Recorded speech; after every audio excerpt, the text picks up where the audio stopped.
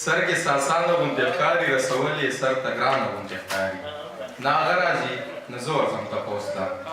نه هغه راځي نه زه ورځم تپوس ته دا کیسه راته سورانه غوندې ښکاري دلته شته دی د مجنون د خپو خاپونه دلته شته دی د مجنون د خپو خاپونه دا صحرا راته ودانه غوندې ښکاري مشغولا لرې راشه د یار خیاله زړه مې ستړی او ستومانه غوندې ښکاري نو ستړی خو نه یو خوند د دې پروګرام نه اخلو خالد اسرت صاحب له بلنه ورکوم چې راشه موږ ته خپل خوندور شي نو خالد اسرت صاحب لکه اوس مې زندګۍ طرف ته بیایي پوهېږم لکه اوس مې زندګۍ طرف ته بیایي ستا مینه مې د ځان سره ځوانۍ طرف ته بیایي او چینار چینار ځوانۍ دې یم د ګوتې نه نیولی چینار چینار ځوانۍ دې یم له ګوتې نه نیولی په پورته مې د ځان سره سپوږمۍ طرف ته بیایي او که هر څومره منکرم د یار حسن مسلمان کړم که هر څومره منکرم د یار حسن مسلمان کړم باغي باغي فکرونه مې خدای طرف ته بیایي او پښتون جانان نزار شم خدایو عادت پکې دی پښتون جانان نزار شم خدایو عادت پکې دی وړې وړې خبرې دشمنۍ طرف ته بیایي او ښه نیت د سړي سوری وي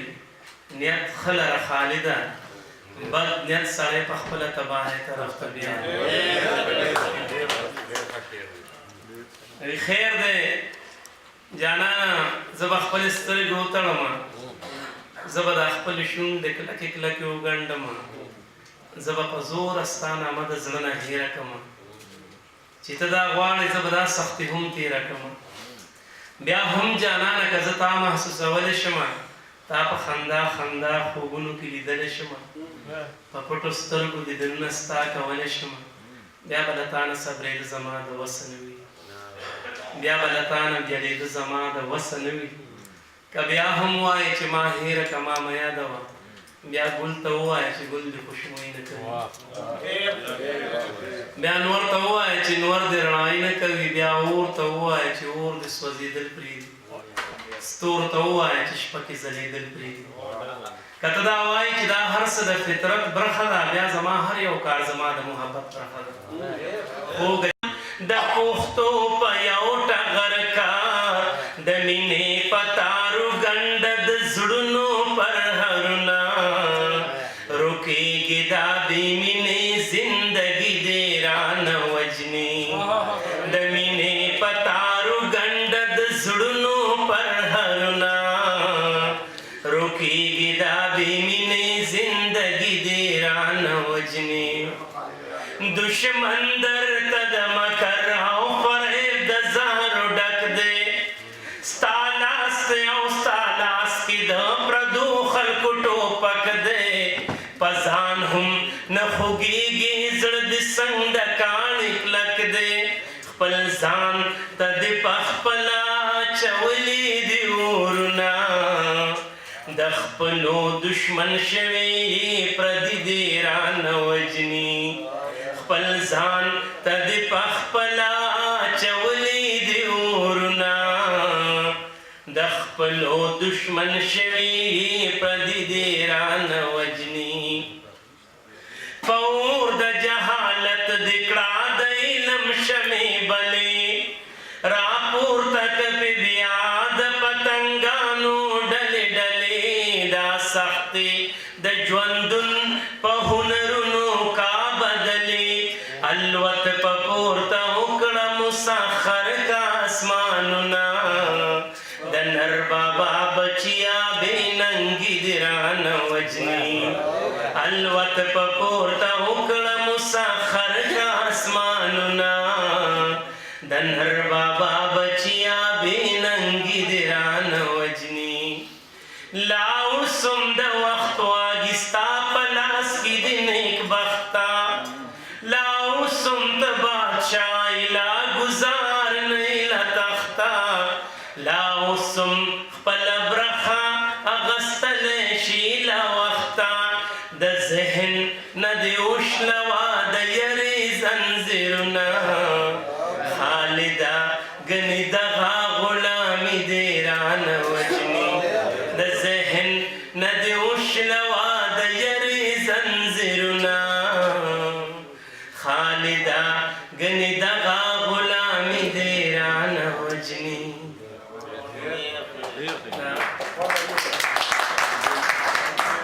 یو سندره ده د امید په نوم باندې رانجمي صاحب راته سمیرا کړې ده ژوند د دردونو نوم دی د تکلیفونو نوم دی تیارې د حد نه چې سیوا شي نو سحر راځي ورځ د اختر راځي زما دلبر راځي تیارې د حد نه چې سیوا شي نو سحر راځي ورځ د اختر راځي زما دلبر راځي خدای به یو ځل رڼا رڼا کړي دا تیارې د هجر جانانه تیرې به شي دا ورځې او شپې د هجر وږمې وږمې د سپرلي دا لامې د سپرلي لکه مودو پس چې خپل کور ته مسافر راځي ورځ د اختر راځي زما دلبر راځي سترګې دې تورې شونډې دې سرې کا سترګې تورې که هېڅ غم مه کوه شونډې دې سرې کا سترګې تورې که هېڅ غم مه کوه د خپلې مینې قربانۍ باندې ماتم مه کوه عشق امتحان غواړي زړه غواړي ځان غواړي ډوب چې دریاب کې شي لاسونو لا ګوهر راځي ورځ د اختر راځي زما دلبر راځي حالات که هر څه کوي کړي به څه کولی نشي تاریخ ګواه دی پښتانه څوک روکولی نشي دا سلسلې د ژوندون دی مرحلې د ژوندون نور پسې سوری وي په سوري پسې نمر راځي ورځ د اختر راځي زما دلبر راځي دا هر طرف ته خاموشي خاموشي حاصل ده زړونو کې اور مټو کې زور بېوسي حاصل ده بس یو طوفان خالده دی را روان خالده دا چې وږمې ده په پسرلي ده لر او بر راځي ورځ د اختر راځي زما دلبر راځي ژوند د دردونو نوم دی د تکلیفونو نوم دی تیارې د حد نه چې سیوا شي نو سحر راځي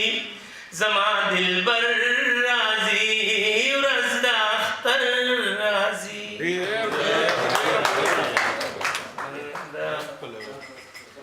نور لمن سے فخر ذرا خوانډه سموالو انزرانو خوړه د ګلابونو او ګلانو خوړه ستا ګلابونه او ګلان څه شو دا ستا د غاړو انزران څه شو خراته یاد دي ستا دا سپینا لمن چې و د سپینو سپینو شګو ډکا سپینو بو کې د دا سپینې شګې لکه شیشه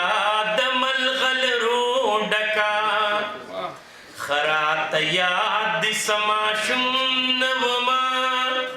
تب ماشم شوي لوبې دې را سره کب خپشم پجړه بشما دغسې ته هم جړېدې راسره همزولي ټول به ستا په غاړه ناستو څنګ به دې شور کړو خندېدې راسره که به زه سیله مازدیګر وتم ته به په هره لاره تلې راسره مونږ به پاس که په اسکول کې شولو مونږ سره تا هم خوشحالۍ کړي دي تا به جولۍ مې کړه د ګلو ډکه مونږ اسکول کې پې سیالۍ کړي دي زما د پیغلو پرده داره خوړه د مشرانو شان هوښیاره خوړه لکه چې څنګه مشران لاړه دغسې ستا هغه دوران لاړه کچه کورونه دې پاخه کړه زمونږ خو ځان دې خاورو سره خاورې کړلو زمونږ د دوه چته بنګلې په ارمان دې خاورو سره خاورې کړلو زما د کلي ګیله منا خوړه منم زمونږ نه مرور خوبۍ که راته خوله باندې ویلې نشي پټ په زړګي پر هر خوبۍ مونږ خود غرضه خود پرسته خلکو ستا د وجود نه جایدادونه جوړ کړل مونږ قاتلان ستا د ښایسته د کلي مونږ ستا سینه باندې کورونه جوړ کړل ستا سوری شوي کندې کندې وجود ما نه ګیله کوي پیغور راکوي چې درته ګورم سوځېږم زه ماله د مینې په ځای اور راکوي لکه ساتلې مشرانو چې وي زه دې اوس هغسې ساتلی نشم خوړه اوس لاړ شه چېرته بل کلي ته خالد دې دې حال کې لیدلی نشم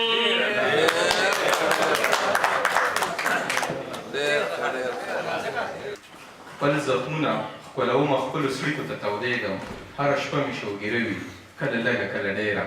د پردو خبرې اوري د پردو په خوله تېروځي له صابره مې ګیله وي کله لږه کله ډېره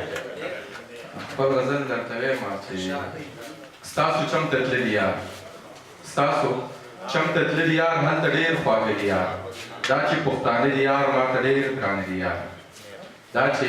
پښتانه دي یار ماته ډېر ګرانه دي یار یو زه شوګیره کوم نور خلک وده دي یار یو زه شوګیره کوم نور خلک وده دي یار واخله دغه یو زړه مې ما سره نور څه دي یار واخله دغه یو زړه مې ما سره نور څه دي یار و چې ننګ او پت نه ډک هغه خلک مړه دي یار خیال کې مې څه نه راځي ختم مې مازغه دي یار خیال کې مې څه نه راځي ختم مې مازغه دي یار دا چې سپین سپېڅلي دي او دا خلک د غره دي یار څومره ښکلې سترګې دي او څه اوږده باڼه دي یار زړه یې راله ستړی کړو دا څنګه واړه دي یار زړه یې راله ستړی کړو دا څنګه واړه دي یار ته او د نیازک سره سم د خوب لیده دي یار ډېره مننه ډېره مننه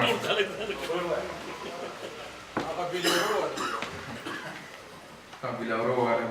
داسې دا هم دا ورنځې ملاله دی حجره کې هم ویلې وم د قریش صاحب دی ما به د هر چا نه ګټل بیلوري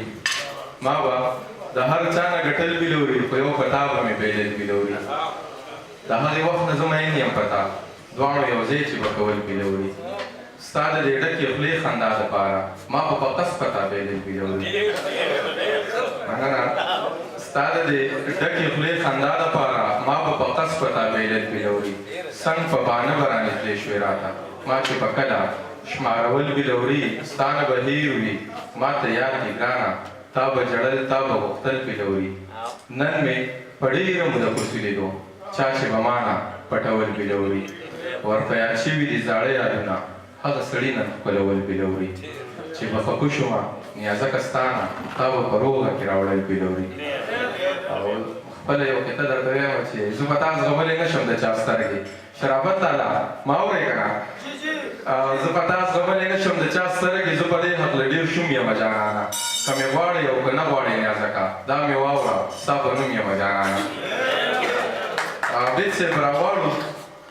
د عابد صاحب نه به ښکلې ښکلې شعرونه اورو د ملګرو غوښتنه ده چې یاره چې په دروغو خوشحالېږي په رښتیا خفه وي هغه یاران خو به له ما نه خامخا خفه وي دا د هزار په غونډۍ وختل هزار به مومي چا چې نن جنګ وکړو دا خلک به سبا خفه وي مینه به کوم زړه ساتي څومره ناکام به کوي دا خو دنیا ده د سړي نه به دنیا خفه وي او زما په کلي کې زما خوږمن زما نه لرې په صحرا دیره دی زما په کلي کې څوک نشته چې په ما خفه وي اشنا د محبت د سبقونو نه خبرې اشنا د محبت د سبقونو نه خبرې د امن د کتاب د آیاتونو نه خبرې زه هم څه په خلا کې ژوندون نه کوم یارانو زه هم خپلو حجرو او جوماتونو نه خبرې او څوک شته چې تا دې خبره باندې پوه کړي څوک شته چې تا په دې خبره باندې پوه کړي انسان یم د انسان ټولو دردونو نه خبرې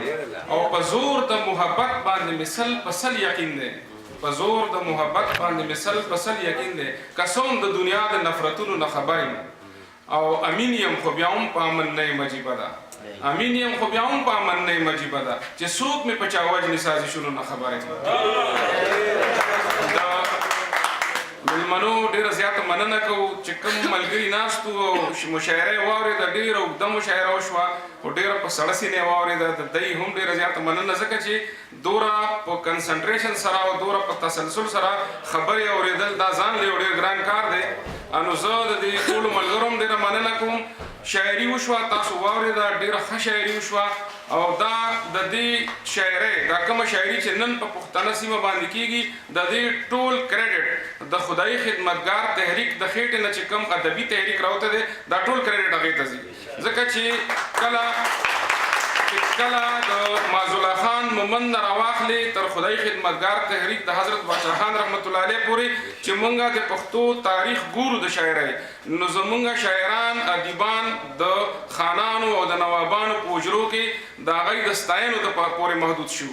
دا باچا خانو چې شاعرانو ته ویل چې تاسو د کم سترګې تاسو د کم دماغ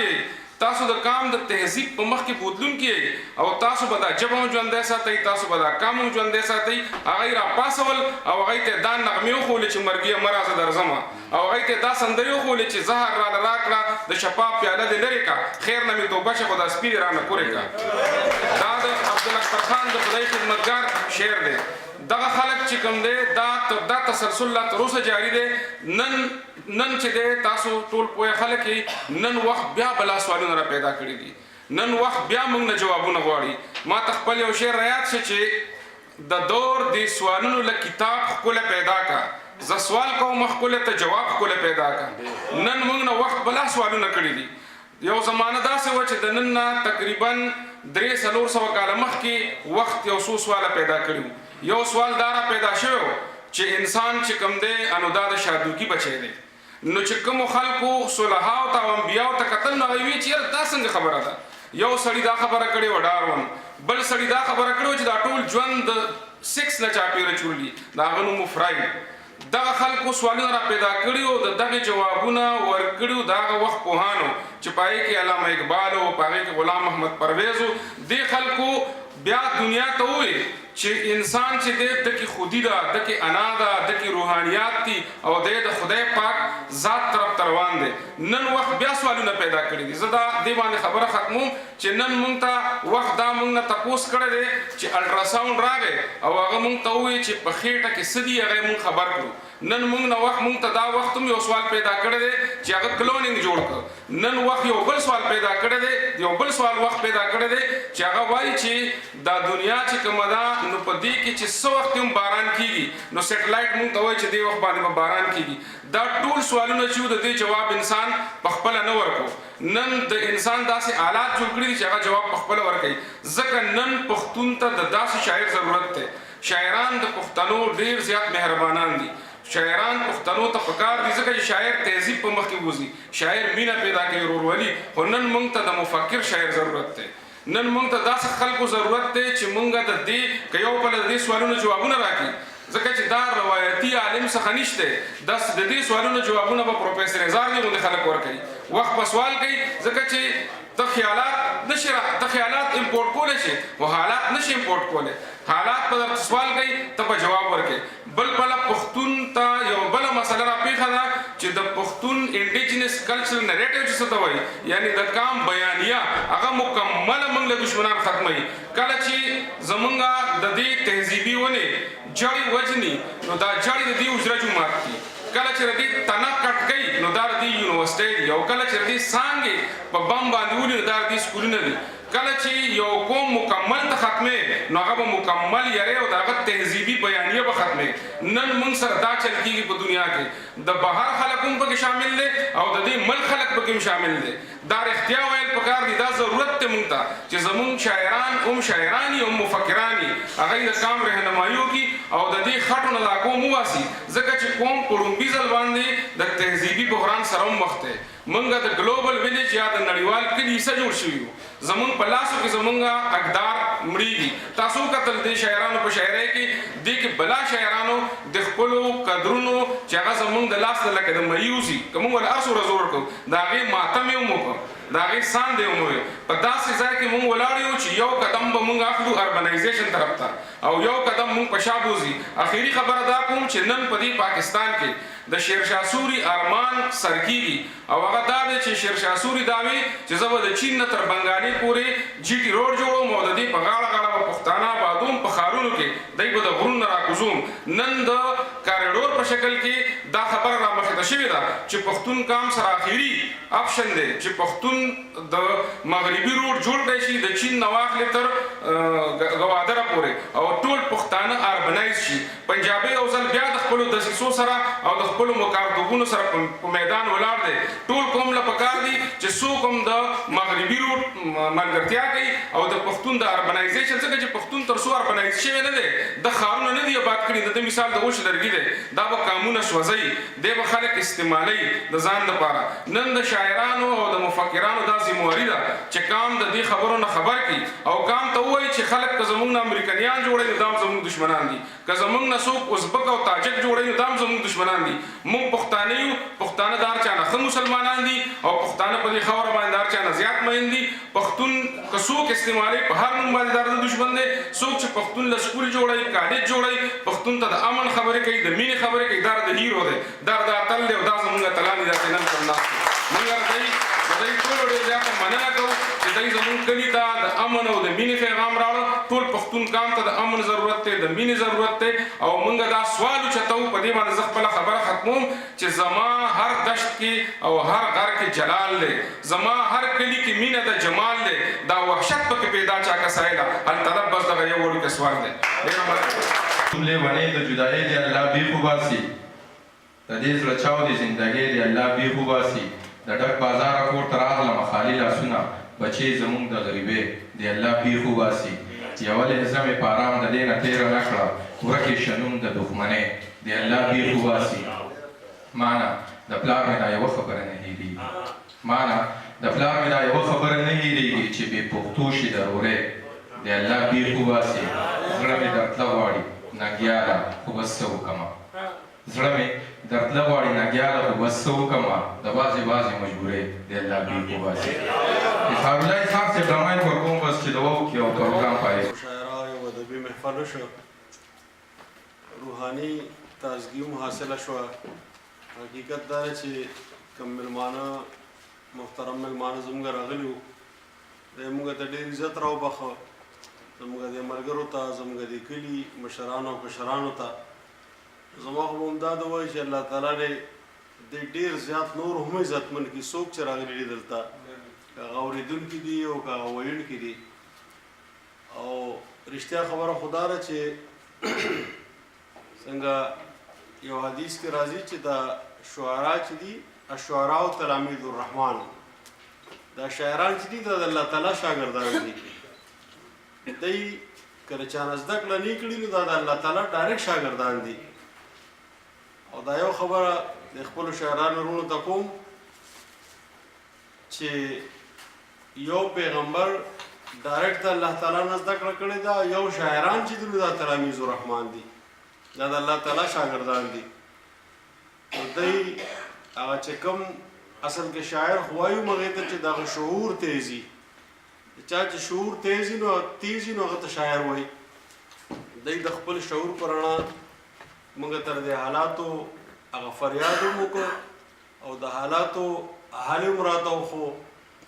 او اخره کې چې څنګه دوی دا ووایي چې که داسې نه کېږي نو الله دې د هغې بیخ وباسي. نو همدغه خبرې زه یو ځلې بیا د خپل طرف نه، د خپلو دوستانو، د خپلو منتظمین وروڼو له طرف نه، د خپل ټول کلي له طرف نه، د صحابیو له طرف نه، د دې خاورې له طرف نه راغلو ټولو مېلمنو ته د زړه د کومې موږ شکریا ادا کوو چې تاسو موږ څخه راغلئ، دا دومره اوږد وخت موږ له راکړ. الله دې تاسو ډېر ډېر عزتمن کړي او زما به دا خواهش وي چې دا قسمه محفلونه لکه دا نن چې څنګه وشوه